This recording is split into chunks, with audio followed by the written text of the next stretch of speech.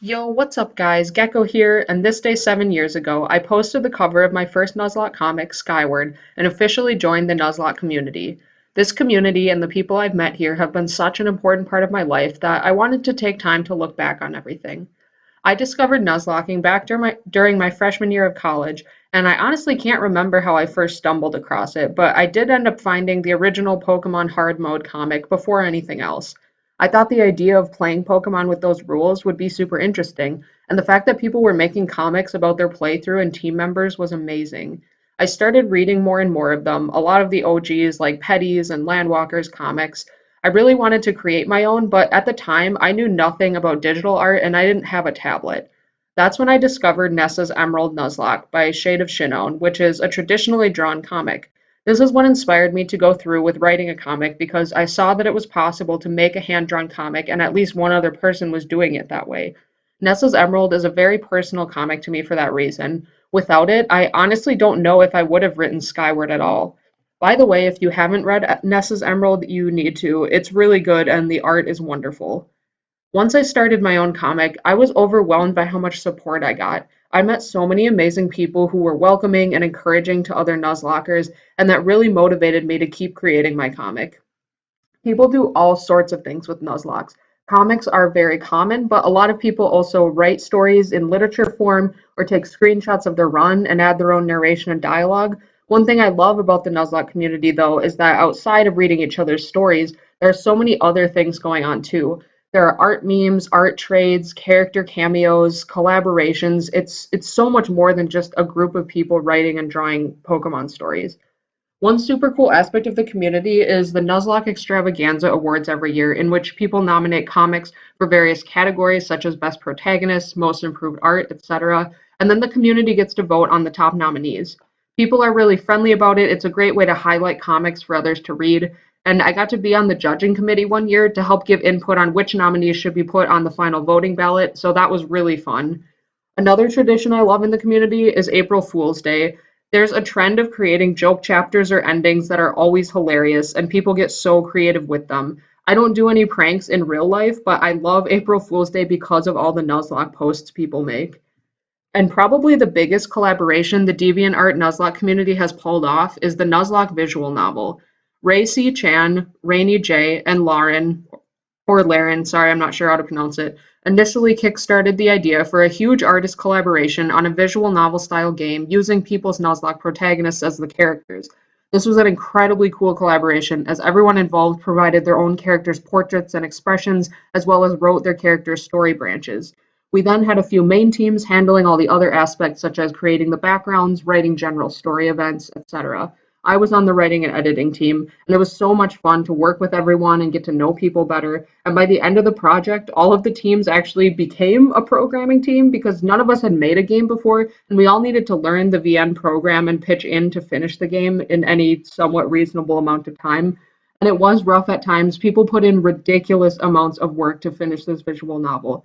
But we did it. A group of artists and writers in our community made an entire visual novel together, and the dedication from everyone was really impressive.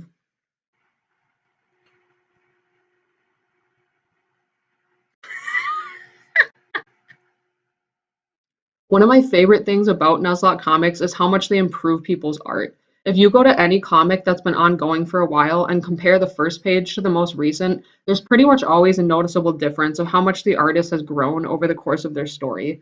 For me personally, yeah, Skyward improved my art so much. There's something to be said for drawing the same characters over and over for years. It really nails down art consistency, and it also helps you just thoroughly understand different anatomies and ways to portray character. And on top of that, it made me think a lot about effective paneling and how to actually format a comic for the most impact.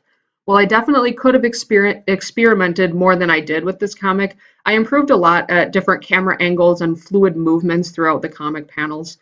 I finished Skyward in August of 2015, and it felt like such an accomplishment. I've never completed a project that big before. It's very difficult to finish Nuzlocke stories because Pokemon games are really long and there are a ton of plot points to cover, on top of any extra plot that you decide to add, all the character arcs you decide to write. Most comics take quite a few years to finish, which is why it's also so common among the community for comics to be canceled or go on long hiatuses. It's a really big thing to tackle.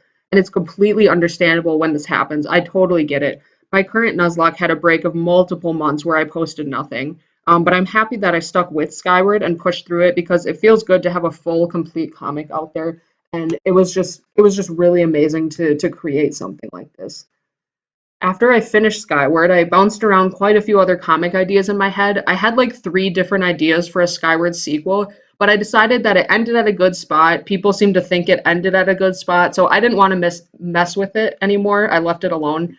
I also had an idea while Skyward was ongoing to do a shorter comic that showed Gary's journey and what he's doing during Sky's story. And this could have been cool, but I wasn't into the idea enough to spend so much more time on another comic when I could instead commit to a new story idea that I was more passionate about.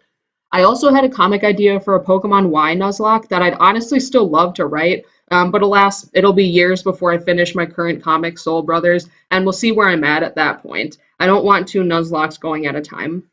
I can't keep up with that. But I actually did the playthrough of this game already and designed the characters for the story and everything like that. So it's actually a story that's basically ready to be written, and it would be very cool to do so someday.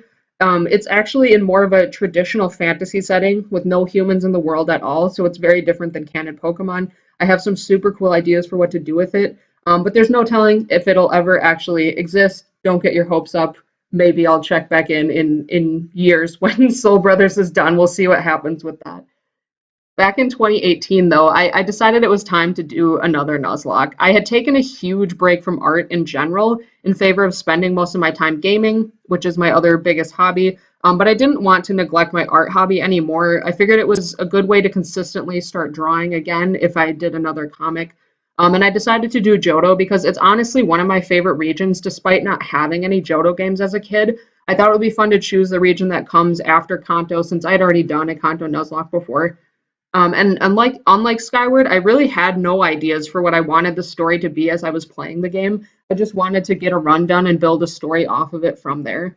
The idea for Corey and Ty being brothers stemmed from my dislike of the beginning parts of Pokemon games and a lot of comics where it just takes time to actually get your starter and go through the introductory stuff, which can be necessary sometimes. There are different ways that you can get around it, but I just thought if the trainer and starter already knew each other well, we could just skip all that. And it seemed really fun to have them be family instead of just childhood friends or something. Once again, I'm always humbled by the support you guys show for both my art and me as a person. You guys have been here for me in a lot of rough patches in my life, and I can never thank you enough for that. I really mean that. Nuzlocking is such an interesting phenomenon among the Pokemon community that has spawned almost an entire movement of Pokemon stories and challenges and Nuzlocke variants. It's honestly impressive that one guy's random idea for a self-imposed challenge had this much impact, but I'm so glad that it did.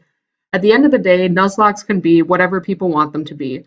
Some are exact retellings of a playthrough, some take heavy artistic liberties with the story or designs, some even create their own universe with a different tone and rules from canon Pokemon. It can really be anything you want it to be, and that's probably one of the most amazing things about it. I don't know where I'll be a few years from now, but I'd like to hope I'm still part of this great community, reading your awesome comics and joining in all the collaborations people create. Thanks for an amazing 7 years, guys, and here's to 7 more. Thanks for taking this little retrospective journey with me. Have a great day, thanks for watching, and I'll see you guys around.